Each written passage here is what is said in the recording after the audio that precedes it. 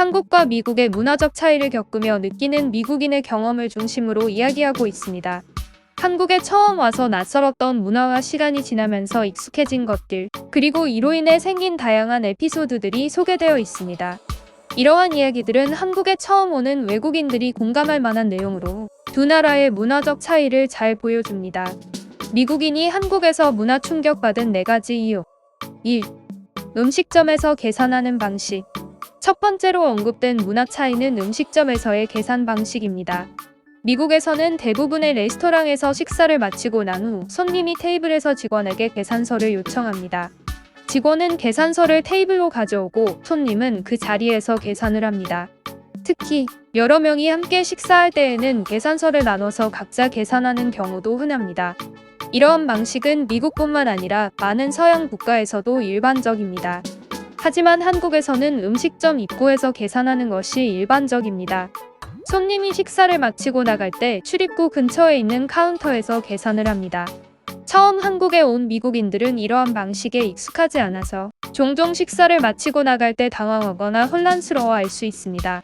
특히 미국에서는 테이블에서 계산하지 않고 자리를 떠나는 것이 마치 계산을 하지 않고 도망가는 것처럼 느껴질 수 있어 이 부분에서 문화 충격을 받을 수 있습니다.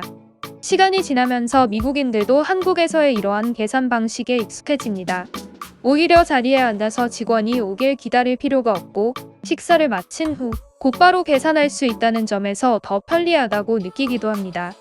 또한 팁을 줄 필요가 없다는 점도 한국에서의 외식 경험을 더욱 간편하게 만들어줍니다. 2. 카페에서 자리 맡기.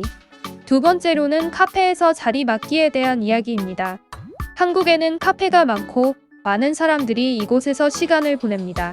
그런데 한국에서는 카페에서 자리를 먼저 맡고 나서 주문을 하러 가는 문화가 있습니다. 손님들은 가방, 책 혹은 핸드폰 등을 테이블 위에 두고 자리를 맡습니다.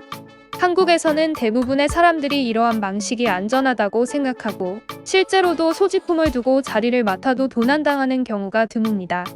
하지만 미국이나 유럽에서는 이러한 행동이 매우 위험하다고 여겨질 수 있습니다. 이들 지역에서는 소지품을 자리에서 두고 떠나는 것이 도난의 위험을 높이는 일로 간주됩니다. 특히 유럽에서는 카페나 공공장소에서 소지품을 지키지 않으면 쉽게 도난당할 수 있다는 인식이 강합니다. 그래서 한국에서 카페에 처음 온 미국인들은 자리를 맡기 위해 소지품을 두고 가는 것이 매우 불안할 수 있습니다.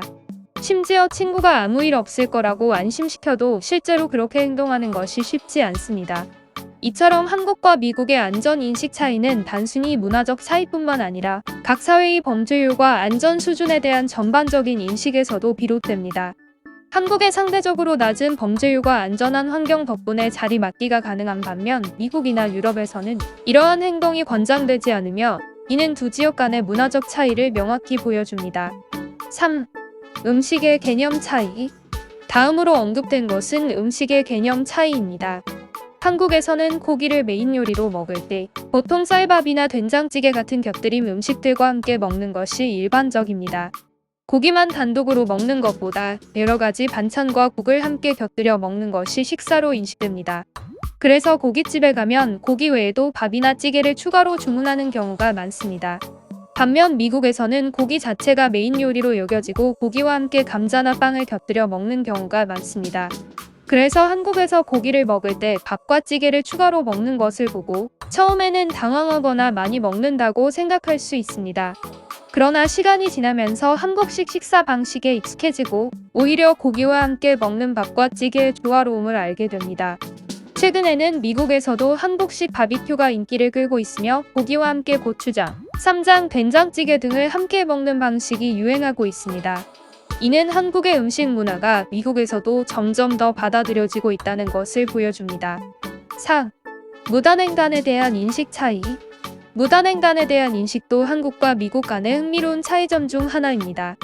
한국에서는 무단횡단이 법적으로 금지되어 있으며 많은 사람들이 이를 지키려고 노력합니다. 신호를 지키고 횡단보도를 이용하는 것이 당연한 일로 여겨집니다.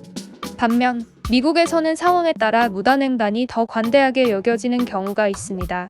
예를 들어 길이 비어있거나 차가 거의 없는 경우 많은 사람들이 신호를 기다리지 않고 길을 건너는 경우가 있습니다. 이러한 행동은 법적으로는 잘못된 것이지만 일상적으로는 자주 볼 수 있는 일입니다. 도로에서 사람이 우선이라는 인식이 강한 곳에서는 이런 행동이 상대적으로 덜 비난받기도 합니다. 이러한 차이는 각 나라의 교통 문화와 도로에 대한 인식에서 비롯된 것일 수 있습니다. 한국은 교통법규를 엄격히 지키는 경향이 강한 반면 미국에서는 보다 유연한 접근이 허용되는 경우가 있습니다. 물론 이는 도시와 지역에 따라 다를 수 있으며 일반화하기는 어렵지만 대체로 한국의 교통 문화가 더 규범적이고 규칙을 중시하는 편입니다. 5. 문화적 차이의 이해와 적응. 이처럼 한국과 미국은 여러 방면에서 문화적 차이를 가지고 있으며 이는 서로 다른 배경과 생활 방식에서 비롯된 것입니다. 미국에서 온 사람들이 한국에 처음 왔을 때 이러한 차이점들로 인해 당황하거나 불편함을 느낄 수 있지만 시간이 지나면서 점차 적응해 나가고 오히려 한국의 방식이 더 편리하거나 합리적이라고 느끼게 되기도 합니다. 문화적 차이를 이해하고 존중하는 것은 매우 중요합니다. 한국에 오기 전 미국에서 익숙했던 방식이 전부가 아니며 새로운 환경에서 새로운 문화를 배우고 받아들이는 과정에서 더 넓은 시야를 가질 수 있습니다. 이러한 경험은 단지 여행이나 일시적인 체류뿐만 아니라 장기적으로 다른 나라와 문화에 대한 이해를 높이고 글로벌 시민으로서 성장하는 데 큰 도움이 될 것입니다. 한국과 미국 간의 이러한 차이점들은 단순히 생활 방식의 차이를 넘어서 서로 다른 문화적 가치와 사회적 규범을 반영하고 있습니다. 서로의 차이를 인정하고 이를 통해 새로운 것을 배우는 자세가 중요하며 이를 통해 더 나은 이해와 협력이 가능해질 것입니다. 오늘 영상은 여기까지입니다. 시청해주셔서 감사합니다. 구독과 좋아요 부탁드립니다. 다음 영상에서 또 만나요.